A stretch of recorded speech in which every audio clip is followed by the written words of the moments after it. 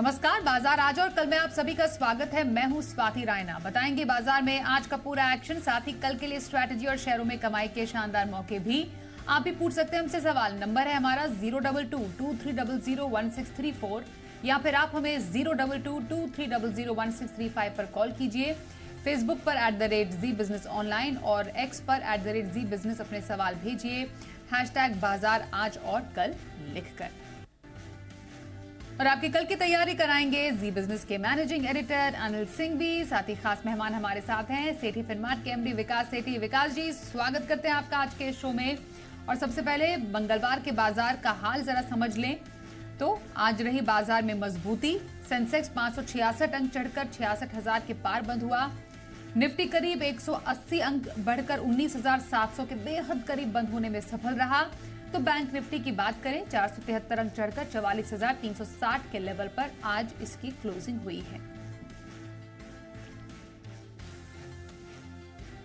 और आइए अब जी बिजनेस के मैनेजिंग एडिटर अनिल सिंघवी से समझते हैं बाजार में आज के दिन की इस शानदार तेजी की बड़ी वजह। भारतीय आज देखिए बिल्कुल विपरीत तस्वीर, कल के ट्रेडिंग सेशन के बिल्कुल विपरीत। कल जहां दिन भर दबाव रहा, दिन के निचले स्तरों के आसपास जाकर बंद होते दिखे, ठीक उसके विपरीत आज भारतीय बाजारों में दिखी शानदार रिकवरी, शानदार तेजी और दिन की ऊंचाइयों पर जाकर बंद होने में रहे कामयाब। क्यों है ऐसा हुआ, क्यों?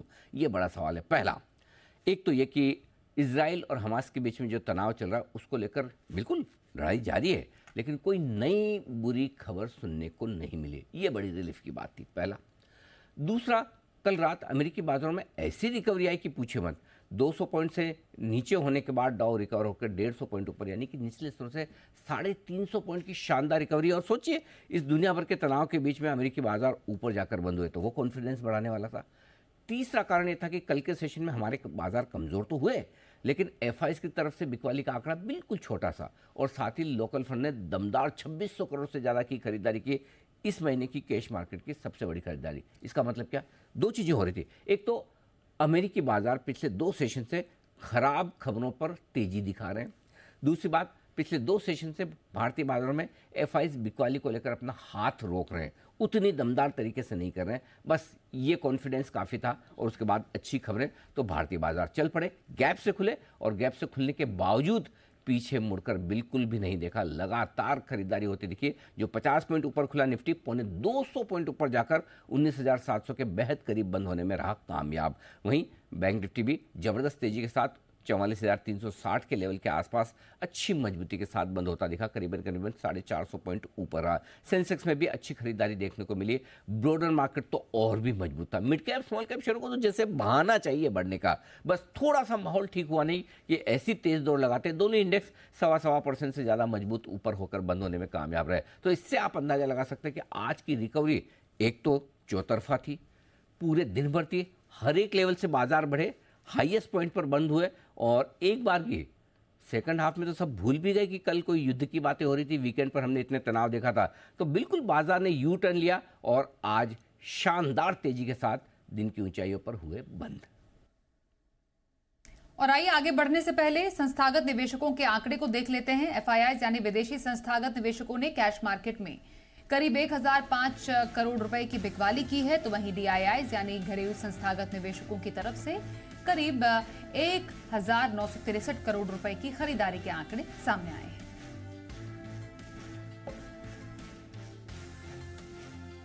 और सेठी फिनमार्ट के MD विकास सेठी हमारे साथ आज है हमारे खास मेहमान। विकास जी, मतलब बाजार कल के युद्ध के इस झटके से उबर गया और आज हमें देखने को भी मिला अमेरिकी बाजारों में भी और भारतीय बाजारों में भी बरकरार रहने की उम्मीद। नहीं, बिल्कुल स्वाति, आज एक बहुत ही दमदार तेजी देखने को मिली। और कल जो युद्ध हुआ, मतलब जो कॉन्फ्लिक्ट शुरू हुआ ओवर द वीकेंड, वैसे हम फ्राइडे को बहुत अच्छे बंद हुए थे और ऐसे माना जा रहा था कि सोमवार को बहुत अच्छी तेजी बनेगी, बट ड्यूरिंग द वीकेंड जो इजराइल और हमास की जो कॉन्फ्लिक्ट हुई उसके कारण से हम कमजोर खुले, और बहुत कमजोर खुले। बट वहां से हमने सोमवार को ही, मतलब कल के दिन भी एक अच्छी रिकवरी निचले स्तर से देखने को मिली। और फिर रात को जो यूएस में एक अनएक्सपेक्टेड तेजी हुई, उसको फिर देखते हुए हमने सब ये जियोपॉलिटिकल टेंशन को नकारते हुए आज बाजार में एक दमदार तेजी देखने को मिली। और वो भी तब जब एफआईएस के आज के भी आंकड़े एक अच्छी खासी बिकवाली के 1000 करोड़ से ज्यादा की बिकवाली करी है, बट डीआईएस ने बहुत अच्छी खरीदारी करी और बाजार में चारों तरफ माहौल अच्छा था। हम जब सुबह खुले तो निकेई में भी एक जबरदस्त तेजी देखने को मिली। तो इन सब के चलते बहुत ही अच्छी तेजी देखने को मिली और it was led particularly by real estate stocks. फिर आपके पीएसयू बैंक्स ने अच्छा किया, आज मेटल्स ने भी पार्टिसिपेट किया और जैसे अनिल जी भी जिक्र कर रहे थे मिड कैप स्मॉल कैप में तो बोलना ही क्या, थोड़े भी सेंटीमेंट ठीक होते हैं तो वहां पे एक धुआंधार तेजी होती है और डिफेंस वगैरह वाले शेयर्स में भी अच्छी तेजी थी। तो इन सबको देखते हुए मुझे लगता है हाल फिलहाल तो अगर कुछ ये एस्केलेट नहीं होता अगर इजराइल और हमास का कॉन्फ्लिक्ट, तो we are out of it और बाजार अपनी चाल चलेगा एंड इसको इतना तवज्जो नहीं देगा। तो चलिए बाजार पॉजिटिव नजर आ रहे हैं। अब ऐसे बाजार में अगर किसी को हफ्ते भर का नजरिया रखना हो विकास जी, तो आपकी नजर में पोजिशनल व्यू कहां पर रखने की सलाह रहेगी? हाँ बिल्कुल स्वाति, पोजिशनल पिक के तौर पे आज मैंने पिक किया है एक बहुत ही जबरदस्त कंपनी है मिधानी मिश्र धातु निगम, जो मिधानी के नाम से ट्रेड होता है। 407 के लेवल्स पे आज बंद हुआ है। मेरा इसमें पोजिशनल टारगेट है 440 का, स्टॉप लॉस रखना 390 रुपए का। एक पीएसयू है, मेटल पीएसयू है, जो कि स्पेशलाइज्ड एलॉय स्टील, फिर सुपर एलॉयज, टिटेनियम एलॉयज ये सब बनाती है और इकलौती मैन्युफैक्चरर है भारत में इन सब एलॉयज की।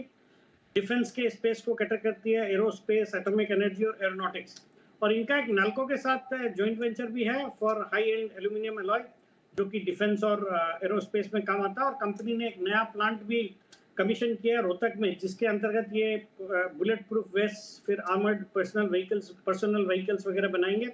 तो ऑल इन ऑल एक बहुत ही दमदार कंपनी है, सॉलिड फंडामेंटल्स, अच्छे मार्जिन्स है और फिर सरकार का जिस तरीके से मेक इन इंडिया को बढ़ावा देने का प्रोग्राम है, फिर डिफेंस पे फोकस है, मुझे लगता है ये स्टॉक अच्छा करेगा।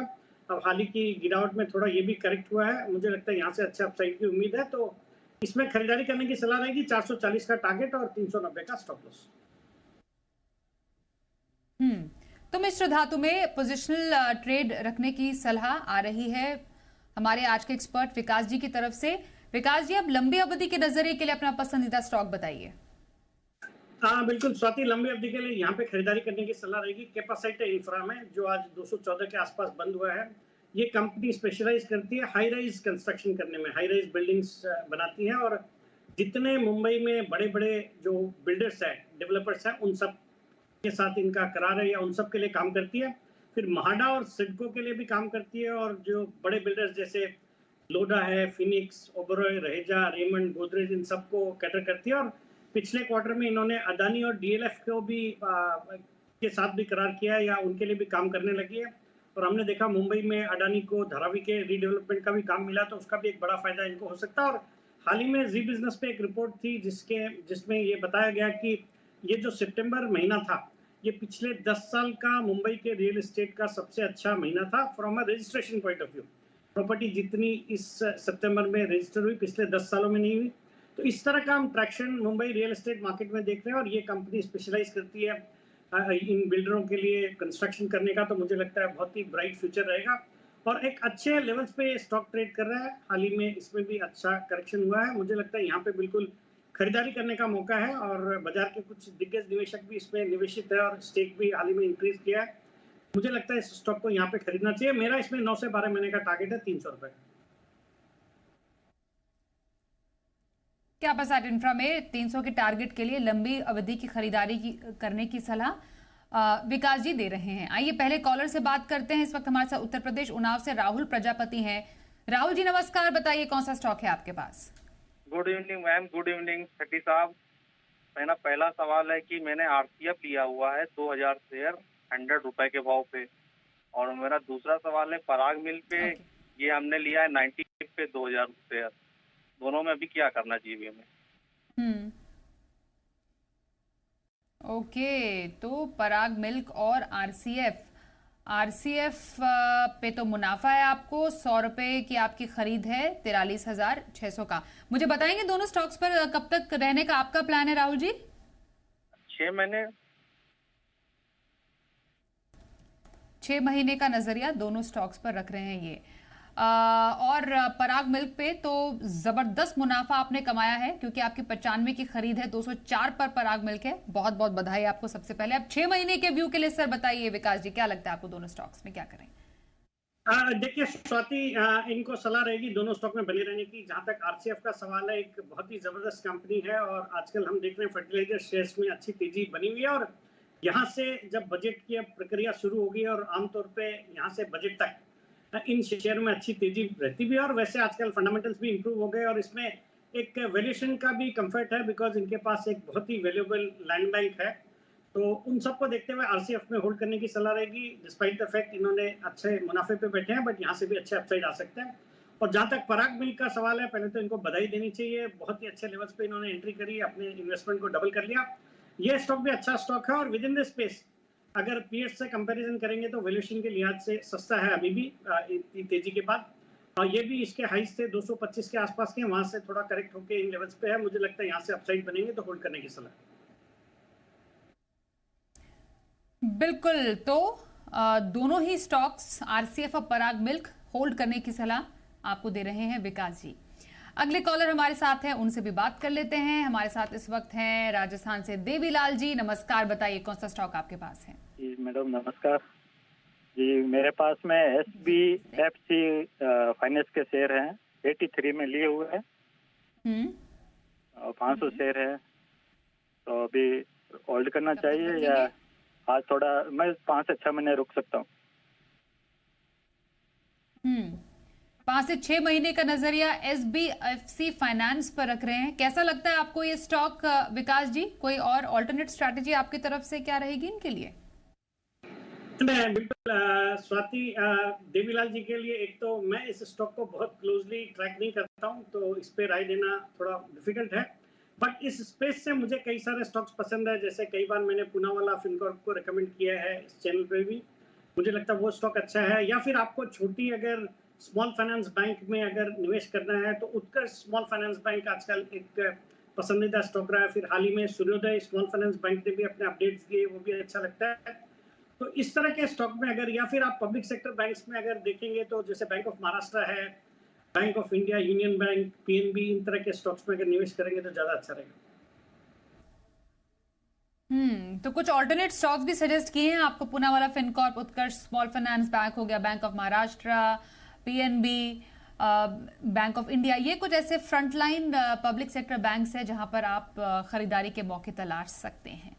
आइए अगले कॉलर से बात करें। महाराष्ट्र अमरावती से किशोर जी इस वक्त हमारे साथ हैं। नमस्कार किशोर जी, बताइए कौन से स्टॉक? नमस्ते मैडम। आपका हेलो, नमस्ते, पूछिए। हेलो मैडम, मेरा सवाल। जेबी मार्टो के 100 शेयर है। हाँ, हेलो, ओके। जेबी मार्टो के मैडम 100 शेयर है, 1316 से बाई किए हुए। तो इसका मुझे मैम टारगेट कितना होगा इस पे? 1 मंथ मैडम। नहीं, कब तक का टारगेट जानना चाह रहे हैं आप? जेबी मार्टो नहीं सर, कब तक रखना चाह रहे हैं? कब तक का टारगेट? 1 मंथ का व्यू मैडम, मेरा 1 मंथ का व्यू है। अच्छा, 1 मंथ का व्यू जेबीएम ऑटो में। बहुत छोटा नजरिया जेबीएम ऑटो पर रख रहे हैं सर। क्या टारगेट आपको लगता है इसमें? देखिए स्वाति, इन्होंने, किशोर जी ने इस स्टॉक को एक तो ऊंचे लेवल्स पे लिया है। ये स्टॉक भी मेरा पसंदीदा स्टॉक है। इलेक्ट्रिक व्हीकल्स का प्ले है, इलेक्ट्रिक बसेस के क्षेत्र में एक लीडिंग कंपनी है। और जिस तरह से सभी स्टेट गवर्नमेंट्स या म्यूनिसिपैलिटीज नए इलेक्ट्रिक बसेस के ऑर्डर दे रही है, तो ये स्टॉक ने अच्छा किया है। बट इन्होंने बहुत ऊंचे लेवल्स पे खरीदा है और बाजार में सेंटिमेंट्स इंप्रूव होते हैं ऑटो सेक्टर के प्रति, तो फिर मुझे लगता है ये स्टॉक, इनके भाव तो आ जाएंगे। बाकी लॉन्ग टर्म के लिहाज से ये स्टॉक अच्छा लगता है। बहुत ही शॉर्ट टर्म में it would depend on how the market behaves, but मुझे लगता है आज आगे मैं तेजी एक्सपेक्ट करता हूं। तो दिवाली तक अगर रखेंगे तो डेफिनेटली इनके भाव भी आएंगे और थोड़ा बहुत मुनाफा भी इनको हो सकता है स्टॉक में। तो दिवाली तक का नजरिया जेबीएम ऑटो में आप रख सकते हैं। आपके लिए सलाह दे रहे हैं हमारे आज के एक्सपर्ट विकास सेठी जी। अगले कॉलर राजस्थान से सुशील जी हैं, उनसे जानते हैं सवाल उनका। नमस्कार, बताइए कौन सा स्टॉक आपके पास है?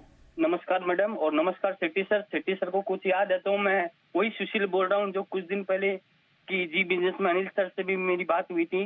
सर, सेठी सर से मेरा कोई भी ऐसा नाता है जैसे राम और हनुमान जी का है। सर, मेरा GRSC कोचिंग और अवध शुगर पर सर सवाल है।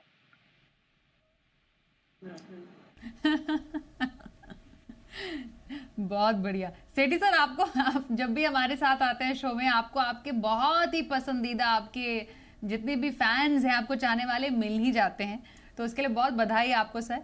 मैं एक बार फिर से अपने इन दर्शक से पूछना चाहती हूँ सर, अपने स्टॉक्स फिर से बता दीजिए, खरीद कितनी है भी और कब तक का नजरिया है, प्लीज सुशील जी। गार्डन रिच मेरे 940 पर लिया हुआ है, कोचिंग शिपयार्ड मेरा 1240 पर लिया हुआ है, अवध शुगर मेरा 730 पर लिया हुआ है, और जोमेटो पर भी इनकी राय लेना चाहता हूँ। जोमेटो भी मेरा लिया हुआ है 65 पर। क्या करना चाहिए? बिल्कुल, ओके। आपके तो तमाम सवालों का जवाब देंगे ही देंगे विकास जी, आप उनके इतने बड़े फैन जो हैं। Okay Vikas ji, over to you now.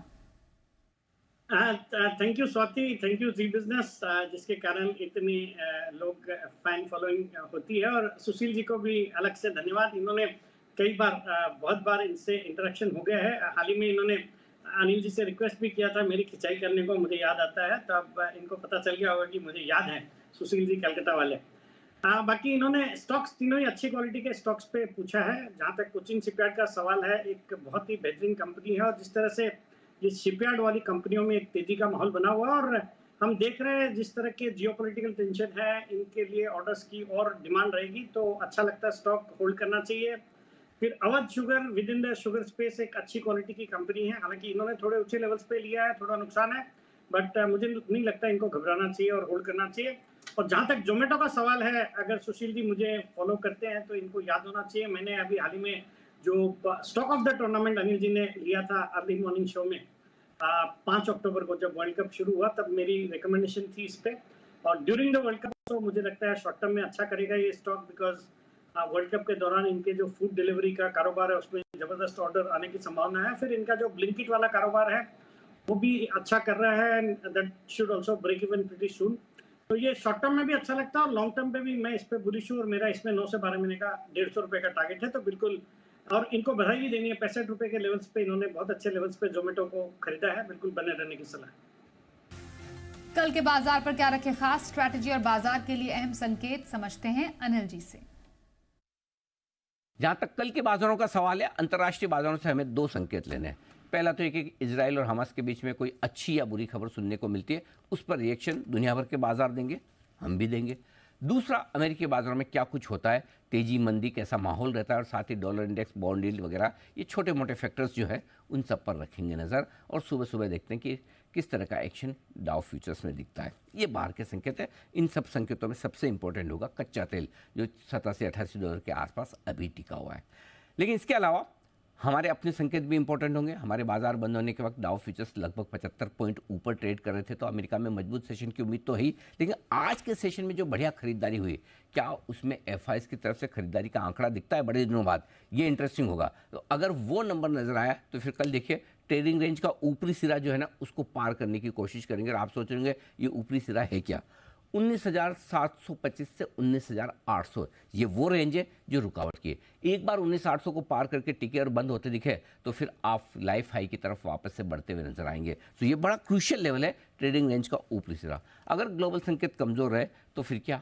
ऐसे में 19,485 से 19,550 ये आपके लिए मजबूत सपोर्ट का काम करेगी कल के लिए। बैंक निफ्टी का जहाँ तक सवाल है, अब आपके लिए मजबूत सपोर्ट जो मिलेगा वो 43,950 से 44,100, ये 150 पॉइंट की रेंज होगी कल के लिए मजबूत सपोर्ट। और एक बार आपने 44,500 को पार करके टिके तो फिर 44,575 से 44,750 की रेंज ऐसी है जो बैंक निफ्टी के लिए अगली रुकावट का लेवल होगा। तो कल का सेशन बहुत इंपॉर्टेंट होगा। बैंक निफ्टी की वीकली एक्सपायरी भी है, और मेक और ब्रेक वाले अगर रेंज से पार निकलना है तो कल के लिए एक मजबूती वाला ट्रेडिंग सेशन ज़रूर चाहिए, और अटकना है तो फिर वापस से ट्रेडिंग रेंज में नीचे आ जाएंगे, वहां से फिर खरीदारी करेंगे। तो बहुत ही इंटरेस्टिंग सेशन कल भी रहने वाला है। और आइए अब देखते हैं कल का option.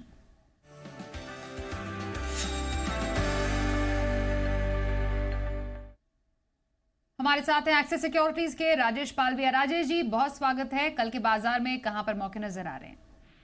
Good evening Swati ji. तो देखिए, आज काफी अच्छा बाइंग मोमेंटम था मार्केट में, ब्रॉड बेस्ड बाइंग एक्शन देखने को मिली अक्रॉस द सेक्टर। जिस तरीके से निफ्टी का आज का क्लोज 19,650 के ऊपर हुआ है, ये एक एक अच्छा पॉजिटिव डेवलपमेंट है निफ्टी में, और आज एक शॉर्ट कवरिंग का मूव भी बनते हुए दिखा है। हमें लगता है जिस तरीके से मार्केट अब 19,600 के ऊपर सस्टेन कर रहे हैं, यहाँ पे further follow up buying action कल के सेशन में भी आते हुए दिख सकता है। हमें लगता है यहाँ पे 19,700 का कॉल ऑप्शन जो कि आज क्लोज हुआ है करीब 81 रुपीज के आसपास, इसमें बाइंग पोजीशन बनाई जा सकती है।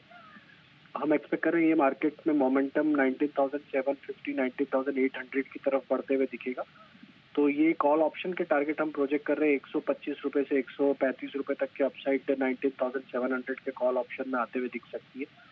स्टॉप लॉस जो रखना होगा वो करीब 55 रुपीज के आसपास। स्टॉक स्पेसिफिक बात करें तो हमें लगता है एनएमडीसी पे फोकस किया जा सकता है। कल के सेशन में काफी अच्छी buying through out the session देखने को मिली, और आज देखें तो मेटल माइंस मिनरल के स्टॉक्स में एक अच्छा मोमेंटम था।